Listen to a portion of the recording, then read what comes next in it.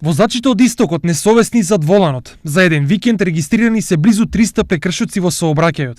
Од извршената контрола регистрирани се 291 различни видови на прекршоци, од кои најбројни се неприлагодената брзина према поставената патна сообраќајна сигнализација, односно пребрзото возење за кои се преземени 130 мерки. Поради ова, најавени се и се спроведуваат дополнителни полициски контроли на патиштата. Во наредниот период ќе ги зголеми активностите и мерките при контрола на брзината на движење на моторните возила и од тие причини апелираме за сите возачи да ја прилагодуваат својата брзина на движењето на моторните возила, најпрви према ограничувањето на патиштата, а потоа и према условите и состојбата на патот. Што за ова мислат возачите? И се почесто треба да има едукативни, не само казнени контроли како што меѓународно се кажуваат.